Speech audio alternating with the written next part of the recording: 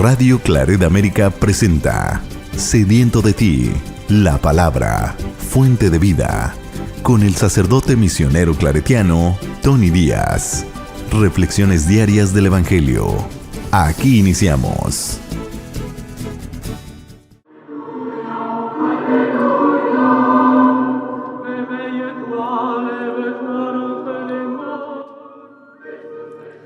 Bienvenidos, hermanos, a nuestras reflexiones bíblicas de las lecturas del día. Hoy es martes de la octava de Pascua, Nuevamente felices Pascuas. Que el Señor resucitado, nuestro Señor resucitado, sea nuestra alegría y nuestra esperanza. La primera lectura de hoy viene de los Hechos de los Apóstoles, capítulo 2, versículos 36 al 41. El día de Pentecostés dijo Pedro a los judíos: «Sepa todo Israel con absoluta certeza que Dios ha constituido Señor y Mesías al mismo Jesús a quien ustedes han crucificado». Estas palabras les llegaron al corazón y preguntaron a Pedro y a los demás apóstoles: «¿Qué tenemos que hacer, hermanos?». Pedro les contestó: «Arrepiéntanse y bautícense en el nombre de Jesucristo para el perdón de sus pecados y recibirán el Espíritu Santo. Porque las promesas de Dios valen para ustedes y para sus hijos, y también para todos los paganos que el Señor, Dios nuestro, quiera llamar, aunque estén lejos».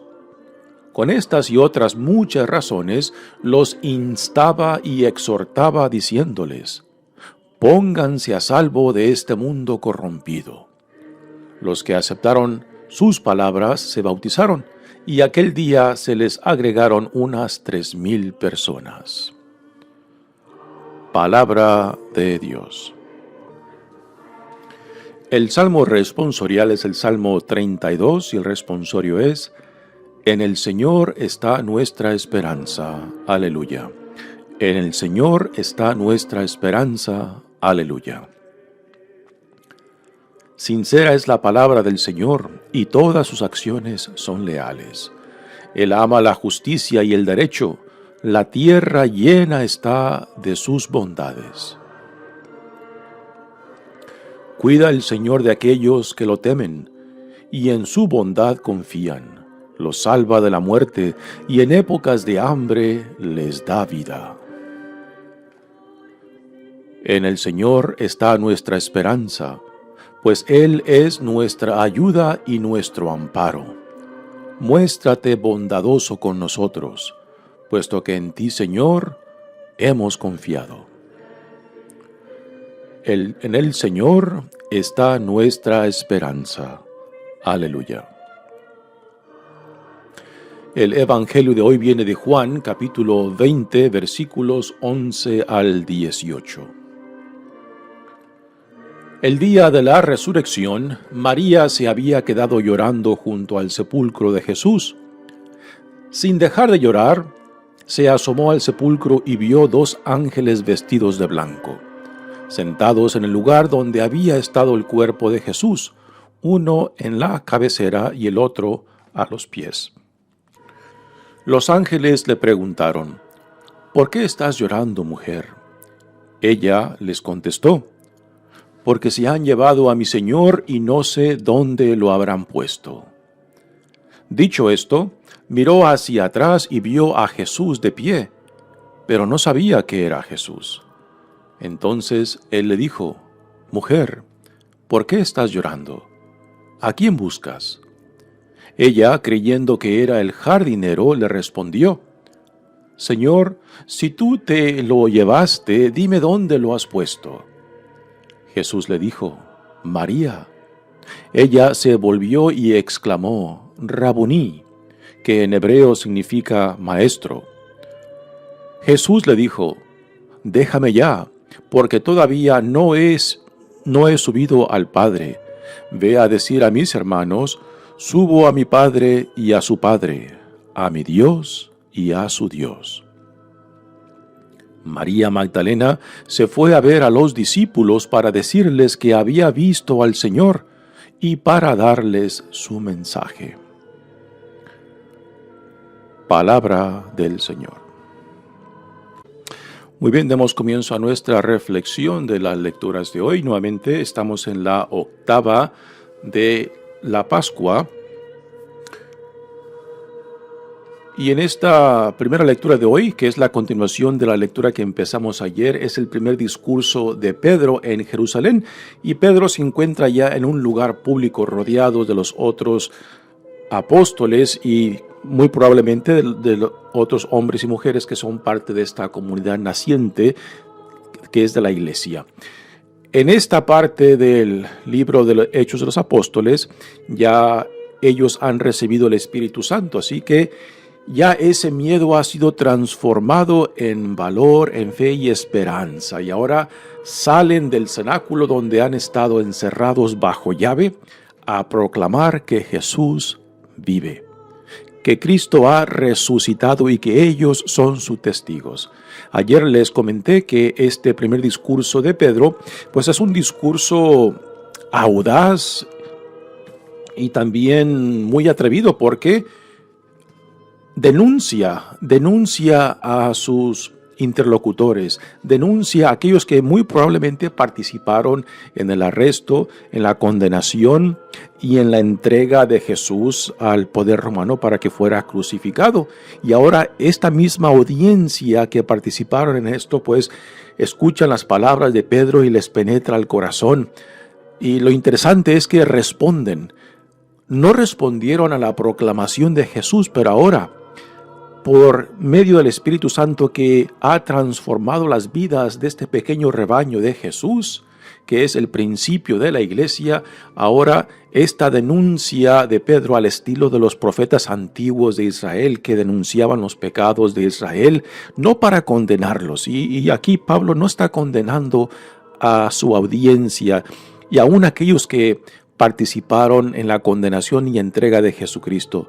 Todo lo contrario, la denuncia es para llamarlos a la conversión, para que se arrepientan, para que finalmente abran sus vidas, sus corazones, sus mentes al Dios que envió a ellos, a Jesús, el Mesías, el Hijo de Dios, y que Dios lo ha resucitado, y que al recibirlo, al creer en Él, puedan participar en esta nueva vida del reino, inaugurada por Dios en Jesucristo. Dice la lectura de hoy, el día de Pentecostés, nuevamente aquí se menciona esta fiesta que es una fiesta judía que daba fin a la celebración de la Pascua judía 50 días después.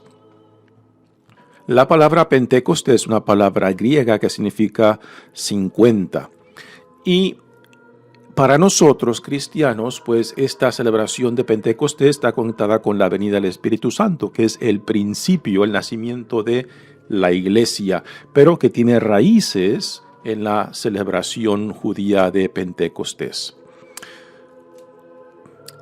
Dijo Pedro a los judíos, sepa todo Israel con toda absoluta certeza que Dios ha constituido Señor y Mesías al mismo Jesús a quien ustedes han crucificado. Wow, son palabras fuertes, palabras que van dirigidas precisamente a lo que su audiencia, quizás la mayoría de ellos participaron al condenar a Jesús y al entregarlo al poder romano.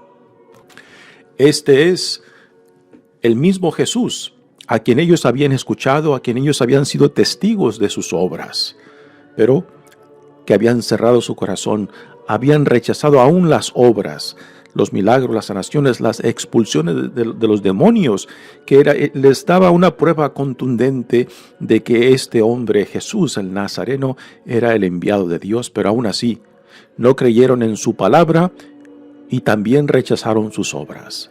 Y ahora aquí está Pedro poniéndoselas bien claro cuál es su pecado, cuál es su ofensa, y los denuncia seriamente, pero repito, no para condenarlos, sino para llamarlos al arrepentimiento.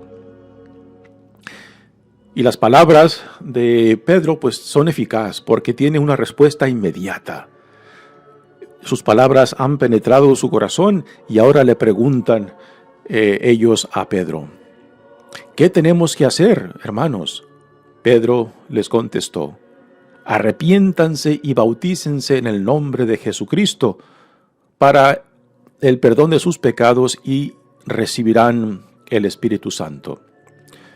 En español, la palabra que traduce arrepiéntanse en griego es metanoia. Y el concepto de la metanoia es mucho más amplio que arrepentirse. En español, arrepentirse es simplemente reconocer lo que hemos hecho, poner nombre y apellido a nuestras ofensas, a nuestras heridas, a todo aquello que impacta, que daña nuestra relación tanto con Dios, con el prójimo y con uno mismo. Y arrepentirnos es vivir la experiencia de remordimiento por lo que hemos hecho o por lo que no hemos hecho, cuando la conciencia nos decía lo que teníamos que hacer. Estos son los pecados de omisión que muchas veces no reconocemos cuando vamos al sacramento de la reconciliación. Así que el concepto de la metanoia es un proceso que tiene dos pasos. El primero es el arrepentirnos, el remordimiento, el reconocer nuestras ofensas, nuestros pecados. Ese es el primer paso. Y el segundo paso es pedirle a Dios la gracia para reorientar nuestras vidas hacia donde Él nos llama. Así que les puedo dar una imagen del concepto de la metanoia, es reconocer que por la gracia de Dios, Dios nos dice: alto, para, detente, porque estás orientado en una dirección que está destruyendo tu vida y las vidas de aquellos en torno a ti, ¿no? Es el primer paso, que por la gracia de Dios finalmente escuchamos el llamado de Dios que nos dice: detente, alto, ¿no? Y después que Dios nos llama, que Dios nos pone un espejo enfrente de nosotros y nos dice: este eres tú, para que nosotros veamos claramente, para que pongamos nombre y apellido a nuestras ofensas y pecados, aquellas heridas que han dañado nuestra relación con Dios, el prójimo y con uno mismo. Este es el primer paso, ¿no? De identificar aquello que nos separa, que nos divide de Dios, de otros y de uno mismo. Ahora viene el segundo paso. El segundo paso es, después de que uno reconoce, toma responsabilidad y reconoce la fragilidad y la necesidad de la gracia de Dios para dar el segundo paso. Y el segundo paso es reorientar nuestras vidas hacia donde Dios nos llama. Y esto es lo que el concepto de metanoia encierra dentro, ¿no? Muchas veces dejar el proceso de reconciliación solamente en el arrepentirnos, pues no completa el proceso de reorientar nuestras vidas o de convertirnos, o sea, de convertir nuestra mirada hacia aquel que nos llama. Así que dejar el proceso solamente en arrepentimiento queda corto o deja corto el proceso de conversión y de transformación. Por eso hay que entender la palabra que está detrás de esta traducción de arrepiéntanse. Y el concepto de la metanoia es mucho más completo, que exige una reorientación hacia aquel que nos llama. Y es lo que Pedro ahora les pide a su audiencia: que se arrepientan, a que se conviertan y se hagan bautizar en el nombre de Jesucristo, el nombre de aquel mismo que rechazaron, que entregaron, que condenaron y entregaron para que fuera crucificado. Qué proclamación más potente, más audaz, pero que, repito, Pedro no busca condenar, porque Pedro mismo conoce en su propia carne la traición y el abandono de su Señor en su momento más crítico, ¿no? Así que, ¿cómo Pedro va a condenar a aquellos cuando él mismo fue perdonado, fue reconciliado y fue restaurado, cuando él mismo traicionó y abandonó a Jesús, su Señor, en su momento más crítico, ¿no? Así que Pedro no busca condenar, sino que busca llamar a la audiencia al arrepentimiento, y también a nosotros que hoy en día escuchamos y leemos estas palabras, también somos llamados al arrepentimiento, a la conversión, a la metanoia. Dice, porque las promesas de Dios valen para ustedes y para sus hijos también, y también para los paganos, que el Señor Dios nuestro quiera llamar, aunque estén lejos. Aquí tenemos la noción universal del plan de salvación que Dios nos manda en Jesucristo.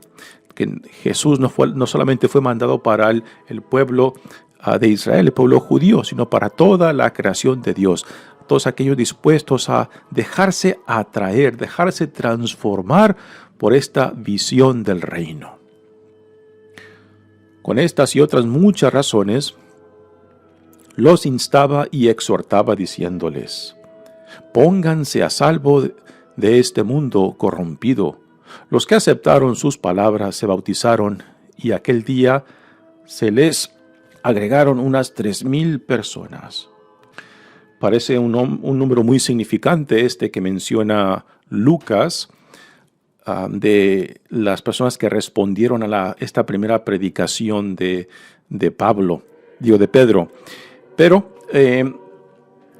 si recordamos la parábola que Jesús nos da de los diferentes granos o semillas que caen en diferentes tipos de tierra, en el camino, en tierra pedregosa, entre espinas y en tierra buena, pues de que hay diferentes respuestas según cómo eche raíz esa semilla en nosotros, ¿no?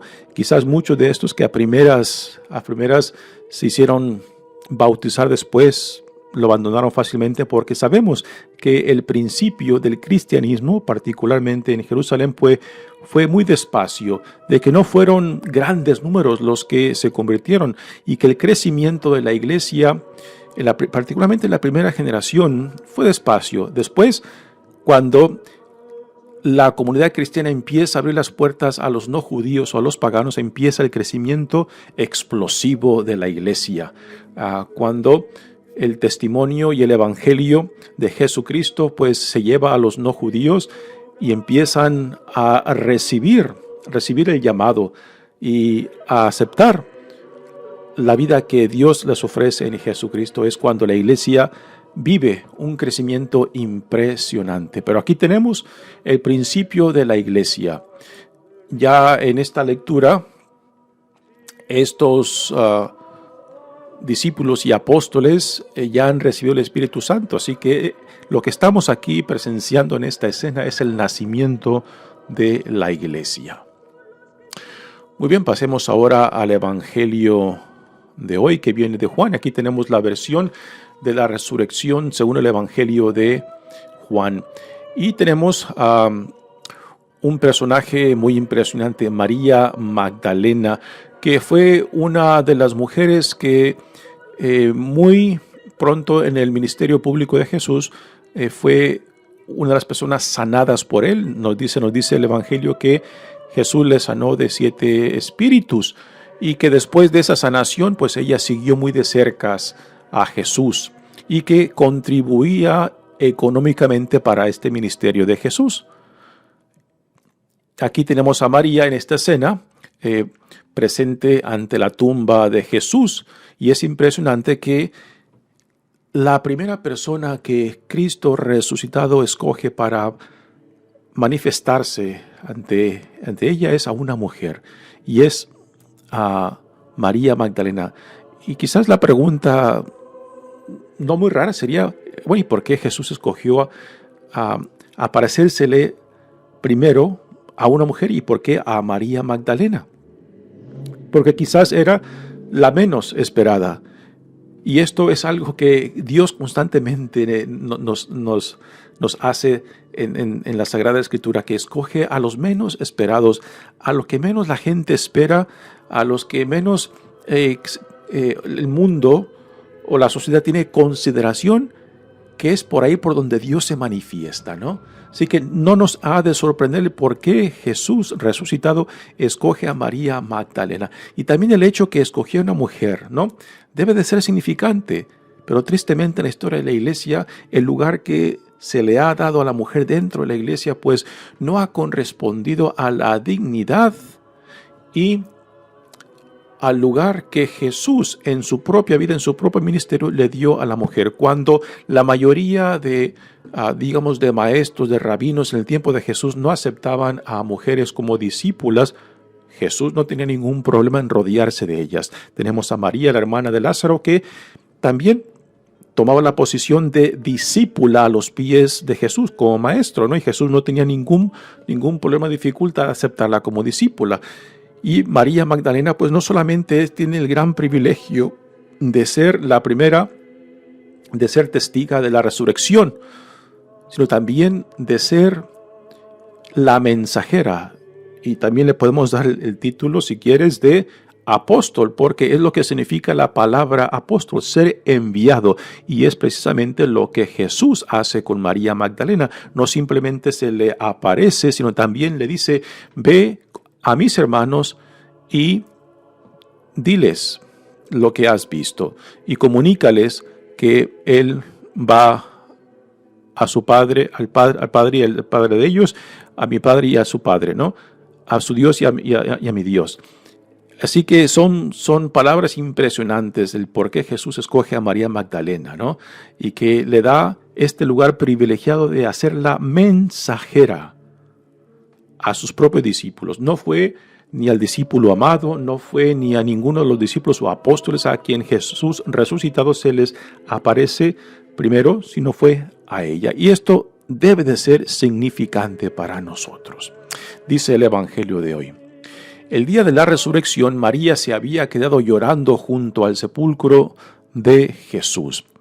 Lo que viene justo antes de esta escena es de que María con otras mujeres habían venido a la tumba de Jesús para ungirlo, que es el proceso de preparación para la tumba, porque no lo hicieron cuando él fue bajado de la cruz y puesto en la tumba. Así que María Magdalena junto con otras mujeres venían para hacer esto, y es cuando descubren la tumba vacía. Así que esta fue la primera experiencia de la resurrección, la tumba vacía. María va a la comunidad que muy probable se encuentra en el cenáculo bajo llave y les dice que la tumba está vacía. Y según el Evangelio de Juan, Pedro y el otro discípulo amado, que no se le da nombre, vienen corriendo hacia la tumba vacía.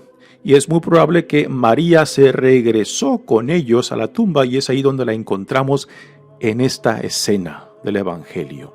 Que después de que Pedro entra y ve la tumba vacía, siguiéndolo a él, viene el discípulo amado, que algunos piensan que es el evangelista Juan, otros dicen que es la imagen del discípulo modelo, o sea, el discípulo al cual todos somos llamados a imitar, ¿no? Y que cuando el discípulo amado por Jesús entra y ve la tumba vacía, cree. Y aquí hemos de pensar de que cuando el evangelista dice que creyó, hace referencia a la resurrección. Así que María, después de que quizás se marchan Pedro y el discípulo amado, se queda sola otra vez ante la tumba vacía, y es ahí donde empieza el Evangelio de hoy. Dice, sin dejar de llorar, se asomó al sepulcro y vio a dos ángeles vestidos de blanco, sentados en el lugar donde había estado el sepulcro de Jesús, el cuerpo de Jesús, uno en la cabecera y el otro a los pies. Así que María ahora tiene la presencia de dos ángeles, cosa que ni Pedro ni el discípulo amado presenciaron. Los ángeles le preguntaron, ¿por qué estás llorando, mujer? Ella les contestó, porque se han llevado a mi Señor y no sé dónde lo habrán puesto. Estas palabras de María son palabras que nacen del amor que ella siente por Jesús, por su Señor, ¿no? Y ahora viene la escena más enternecedora que tenemos de la resurrección. Ahora Jesús resucitado, Jesús que según las narrativas de la resurrección, es el mismo y no es el mismo que resucita, ¿no? Aquí, nuevamente, lo que les mencioné ayer, que no hemos de poner énfasis en el dónde, cómo y cuándo de la resurrección, sino en el efecto de la resurrección, porque nuestro lenguaje humano no es capaz de captar y de transmitir la experiencia plena de la resurrección. Y por eso para mí hay esta diversidad de narraciones sobre la resurrección, porque nuestro lenguaje humano está limitado. Como un lenguaje limitado, como es cualquier lenguaje humano, puede entrar y describir y dar detalles de algo que está más allá, que transciende lo humano en la divinidad, ¿no? Para mí esa es la forma que yo lo entiendo y que tiene sentido para mí el porqué esta diversidad de narraciones de la resurrección. Porque nuestras mentes limitadas, nuestro lenguaje limitado no pueden captar con claridad esta experiencia, pero lo que sí podemos palpar es los resultados, el fruto que nace de esta experiencia de la resurrección, porque es aquí donde nace la iglesia. Y esta experiencia es algo que aún se vive hoy en día, cuando por la gracia de Dios, pues somos atraídos por el resucitado, por Jesucristo, y se nos da esta experiencia que tiene la capacidad de transformar vidas, ¿no? Y aquí tenemos la escena cuando Jesús resucitado viene a María Magdalena. Dicho esto, miró hacia atrás María Magdalena y vio a Jesús de pie, pero no sabía que era Jesús. Entonces él le dijo: Mujer, ¿por qué estás llorando? ¿A quién buscas? Ella, creyendo que era el jardinero, le respondió: Señor, si tú te lo llevaste, dime dónde lo has puesto. Son palabras nuevamente de amor de María, que no piensa de que si le dice la persona que ella cree que es el jardinero, ¿dónde está?, de que ella lo va a ir a recoger, ¿no? ¿Cómo una María sola va a poder cargar el cadáver de Jesús, ¿no? Si alguna vez han tenido esa experiencia de ayudar a mover un cadáver, ¿no? Que parece que cuando el ser humano muere, parece que el cuerpo humano, el cadáver humano parece que adquiere un peso impresionante, ¿no? Y imaginar a María Magdalena mover el cuerpo de Jesús, pues tiene cierta imagen divertida, ¿no? Pero este es el lenguaje del amor. No entiende de cosas prácticas, solamente de buscar una respuesta al dolor que siente porque su Señor, su amado, ha muerto y el cuerpo no está. También en esta escena que se lleva a cabo en la tumba vacía que se encuentra en un jardín, el simple hecho de escuchar la palabra jardín nos debe remontar a la escena del jardín de la creación, donde se llevó a cabo el pecado que trajo tanto sufrimiento y que trajo la muerte misma, ¿no? Y que ahora en este otro jardín tenemos ahora la nueva vida. La respuesta a esa ofensa, a esa rebeldía, a esa desobediencia de Adán y Eva, ahora en este otro jardín se lleva a cabo la resurrección que restaura aquello que ha traído tanto sufrimiento y la muerte misma, y que en la resurrección la muerte misma ha sido conquistada. Ahora, el hombre que María Magdalena piensa que es un jardinero se dirige a ella y le dice: María. Ella se volvió y exclamó: Rabuní, que en hebreo significa maestro. Aquí ocurre algo muy interesante, ¿no? Que ya lo tenemos plasmado también en los evangelios. Juan mismo nos dice que el pastor reconoce a sus ovejas y las ovejas reconocen la voz del pastor, ¿no? Y aquí, pues Jesús, el pastor de almas, llama a María Magdalena por su nombre y ella reconoce la voz de su pastor, de su amado. Hoy en día, psicólogos nos dicen que no hay sonido más bello para nuestros oídos que la voz, que nuestro nombre en la voz de una persona que sabemos que nos quiere y que nos ama? Pues igualmente aquí María escucha su nombre en la voz de su Señor, en la voz de su pastor, que sabe que la quiere y la ama. E inmediatamente María lo reconoce. Se le echa a los pies para abrazarlo, como para decirle: si te me fuiste una vez, ya no te me vas otra vez, ¿no? El Cristo que ha resucitado es y no es el mismo, ¿no? Ya la relación con Cristo resucitado no puede ser simplemente por medio de la fisicalidad, que es lo que María Magdalena parece que quiere hacer al echarse a los pies de Jesús y abrazarlo, ¿no? Desde ese día en adelante, desde la resurrección, entonces nuestra relación con Él será por medio del Espíritu Santo. Este Espíritu Santo que hizo posible el nacimiento de la Iglesia, este Espíritu Santo que se nos dio nuestro bautismo, nuestra confirmación, y que continuamente viene a nosotros para llamarnos, para también a veces sacudirnos y para pedirnos cuentas de la vida que se nos ha dado en Jesucristo y de la misión que hemos recibido por medio de este llamado, ¿no? Pues aquí María tiene esa experiencia con Cristo resucitado y tiene que soltarse de la fisicalidad de Jesús para poder dejarse guiar por el Espíritu, por la presencia que transciende toda fisicalidad, por la presencia que transciende tiempo y espacio, del Cristo que aún hoy en día está presente más allá del tiempo y el espacio entre nosotros. Y ahora Jesús le da esta misión a María: ve a decir a mis hermanos, subo a mi Padre y a su Padre, a mi Dios y a su Dios. Así que no solamente María Magdalena tiene el privilegio de ser testiga del Cristo resucitado, sino también recibe una misión de ser la mensajera y, si quieres, apóstol. Como les dije antes, la palabra apóstol significa ser enviado, y es lo que Jesús hace con ella. La hace una mensajera, en cierta manera, un apóstol o una embajadora del Cristo resucitado a sus hermanos, o sea, a sus discípulos y apóstoles.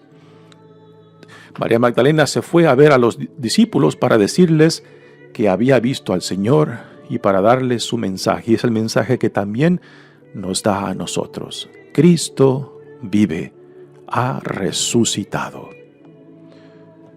El Señor ha resucitado.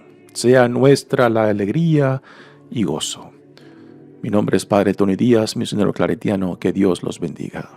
Radio Claret América presentó Sediento de ti, la palabra. Fuente de vida. Sus comentarios son importantes. Contáctenos en radioclaretamerica@gmail.com.